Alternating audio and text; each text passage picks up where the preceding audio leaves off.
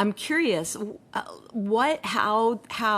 like, why Billy Joel? Like, how did it first kind of, because you did have your other bands, other gigs. Like, what was it when did that pivot take place for you?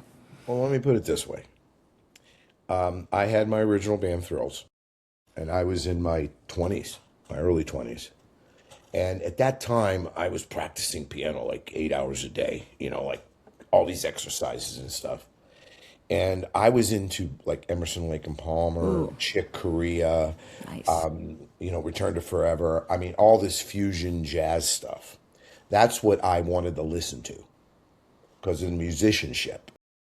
And that's what I was aspiring to. My manager said to me one day, he says, you guys are listening to all this stuff. It's nothing like we want to do. We're trying to write hit songs. He goes, you need to be listening to singer-songwriters. And he said to me, why don't you listen to Billy Joel? So help me God, Billy, I'm sorry if you hear this. I went, you talking about the guy that does Piano Man? No, I'm 21 and my head's in the clouds. I said, that sucks. That song sucks. Because it wasn't this musical flaring runs and everything. And he goes, just do me a favor. Forget Piano Man. Go out and buy his albums. At the time, I think Turnstiles hadn't even come out yet. And I put on Root Beer Rag from Street Life Serenade. Not Street Life Serenade. What am I saying? Am I wrong? I'm having a senior moment. Well, anyway, I heard Root Beer Rag. And I heard him playing, and I'm like, oh my God. Oh my God, this guy's unbelievable. Then Stranger, Turnstiles came out, The Stranger came out. I became addicted, like ridiculously addicted.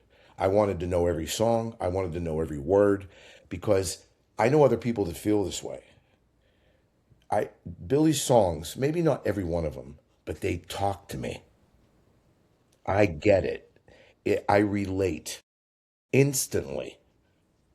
And one time I went years ago, he was playing in Jones Beach Theater up on the island. That's a good place. Yep. And I was sitting right next to his sound engineer, Brian Ruggles, who's a family friend. And when Billy did Piano Man that night, I literally had tears rolling down my face because I wasn't doing what I really wanted to do yet.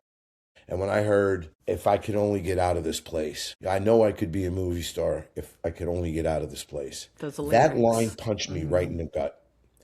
And I said, what he's doing is what I want to do.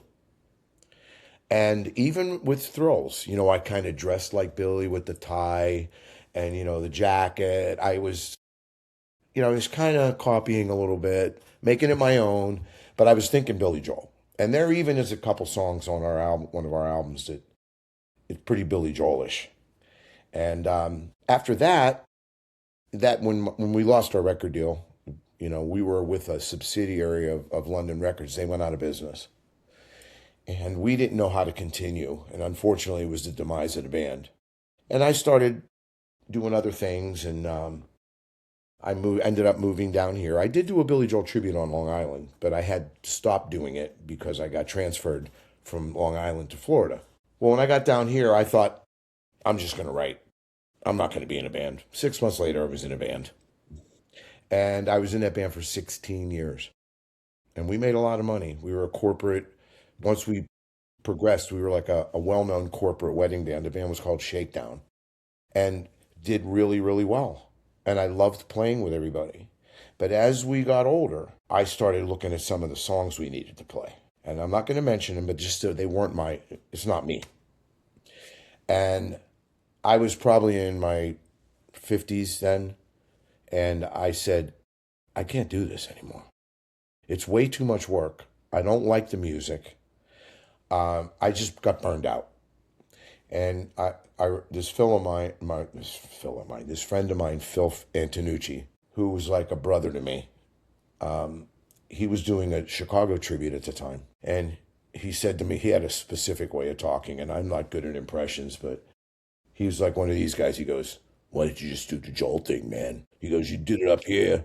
Why don't you just do it down there? He goes, you learn the shit and you never have to do anything else. I didn't have to learn any more songs. And it hit me. And I says, you know what? If I'm going to play cover music, I'm doing Billy. I want to play his music. And I got back on that horse, and we've been riding it for 14 years.